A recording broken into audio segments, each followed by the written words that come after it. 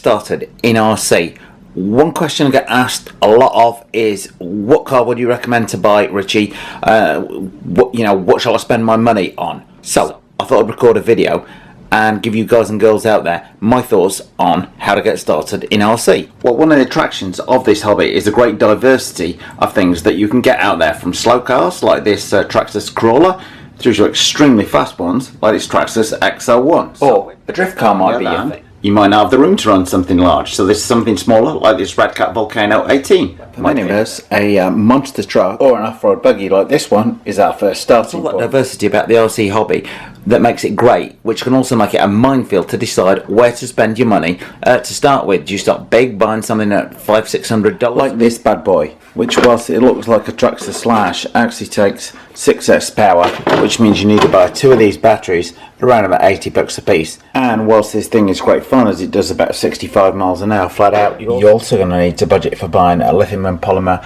battery charger to go with this buggy. Or you might just opt to get started with something that costs as little as $40 or $50. Well, your first consideration when getting started in RC is, should you buy a kit with everything included, from your body to your wheels to your transmitter to your radio, etc., or should you buy the same thing in a ready to run form? For most of us, it's going to be ready to run, so I'm going to talk about that in the main today. Although you should always build a kit at least once in your RC career. But what most of us are going to go for is an RTR, a ready to run car. Now, there are different types of RTR to my mind. Traxxas do pretty well on the RTR deals. You get your car, your transmitter. Very unlikely that it will come with any transmitter battery. Some do, some don't, but don't expect that in general in RTR. Not such a big worry. You should expect to get a battery with an RTR car. You should expect to get some form of battery charger with an RTR car. Now, it could be one like this, which plugs into your main auto, which isn't a whole heap of good to most of us. You should more likely expect to get a trickle charger like this with the car. You're not going to get a fast charger with any RTR car. Here's where I would suggest to anyone to buy a car from their local hobby store rather than buying it online, because if you buy it online and it says RTR and it comes and it's just got one of these car chargers, and well, maybe you're not old enough to drive yet, you've not got your own car. A trickle charger like this, however, when it comes with the car, is going to solve all your problems. Okay. When it comes to RTR cars, they typically should come with a battery. However, while something like this Traxxas TRX4 may come supplied with a battery, XL1, which requires to run on 6S, which is 2 3S packs, certainly won't come with lithium polymer batteries supplied with it. So there are varying levels of RTR. Something you need to be aware of. Okay, so how to get into RC? The question comes down to what kind of terrain do you drive on. If your road is billiard smooth, why bother buying one of these? Buy one of these instead. If everywhere is rocky as hell, then buy a rock crawler or a buggy instead of one of these, because this ain't going to do well on anything other than billiard ball smooth tarmac. So much of this buying decision is based on where you're going to run your RC car. If you've got enough money, buy something that'll kind of cover both bases. Okay, you're split on that decision. Your terrain isn't that rough that you need a rock crawler. It's not that smooth that you can run on road crawler either. So what do you buy? Buy a buggy or a monster truck. So why buy a buggy? Well, bear in mind that something like this, our Armour Sentinel 6S can do 65 miles an hour, 60 miles an hour, 88 feet per second. Fairly fast to my mind. If you are going to run mainly on road, however, I would suggest you buy a road car, something like the Traxxas Fortec 2.0 here, or this big bad boy, the Traxxas XL1. Bear in mind, at 100 miles an hour, you're going to need a large amount of room to run this thing. Also, the Traxxas Fortec 2.0 VXL can run at 70 miles an hour plus, converts a 500-foot parking lot into a very short space indeed. So, the key factor in deciding what car you're going to buy is where you're going to run it. This kind of suspension and tyres and this large bump at the front will prove far more forgiving if you hit large objects going very, very fast. Now, a four-wheel drive monster truck like this can be yours for just over $200. These are optional paddle tyres. I've got a fit because I'm running the thing on sand. tyres that comes with are these stock ones, but there you are. There we got options to work with straight away. You can use the thing on a typical buggy like this at this price point will be brushed, not brushless, and will typically do 25 to 30 miles. The one thing I would say is my top piece of advice to you is buy a four-wheel drive buggy or monster truck. Don't bother buying a two-wheel drive one. I don't care if it's brushed or brushless, buy a four-wheel drive one.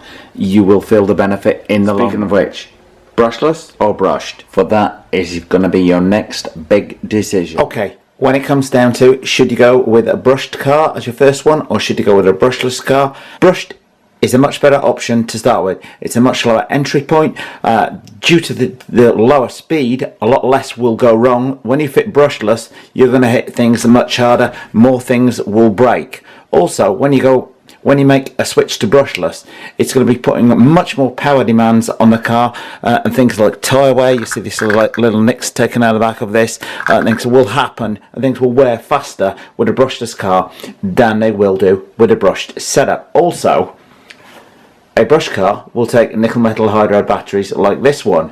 A brushless setup like this one will take lithium and polymer, and will be best rather on lithium and polymer batteries. You will need a brushless specific ESC as well as the brushless motor. I did a video on brush versus brushless the other day, which you might want to check out. So the overall, yeah, sure, you get the speed with the brushless and it is more fun, but I would not necessarily say it's your best starting point, because if you go out and spend $400 on a very fast car, 60 miles an hour plus or so, and the first time out you smash it into something and cause $200 worth of damage, how happy are you going to be? A brush car like this Armour Granite 4x4 is going to be a much better option as your first car. It'll still do around about 30 miles an hour. The Traxxas one I showed you there will do 60 miles an hour plus. That's 88 feet per second. Sorry to go on about the speed, guys and girls. 88 feet per second. The thing turns hard right or hard left. It's going to have smacked into that curb before you've even had time to react.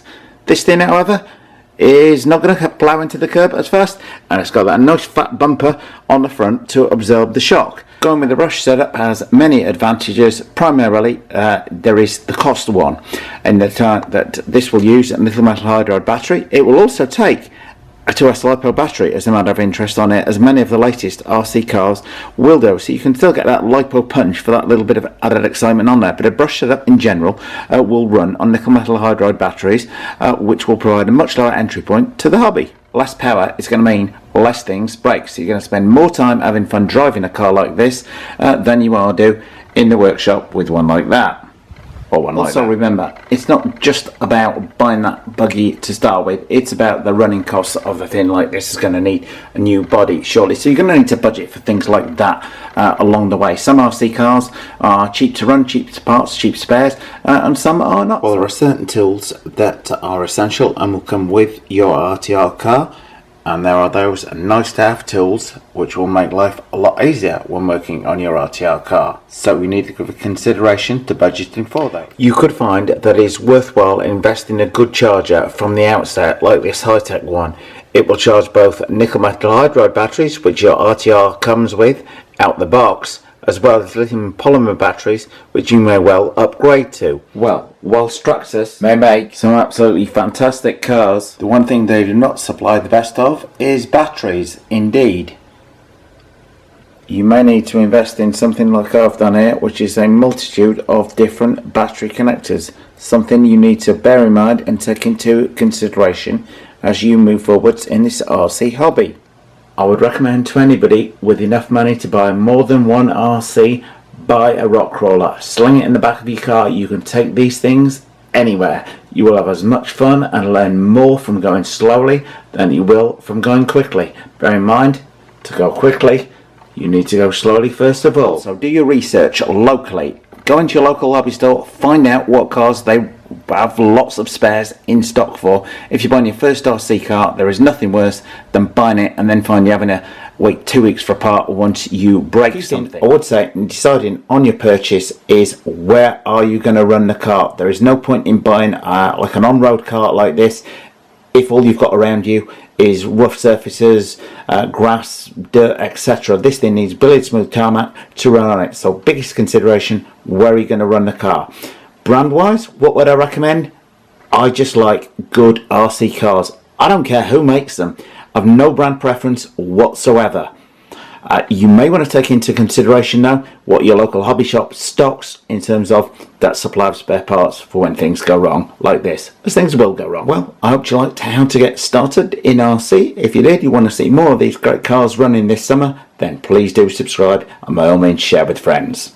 If you did, please click on the circle image to subscribe. It helps if you want to turn on the notification button next to the subscribe button.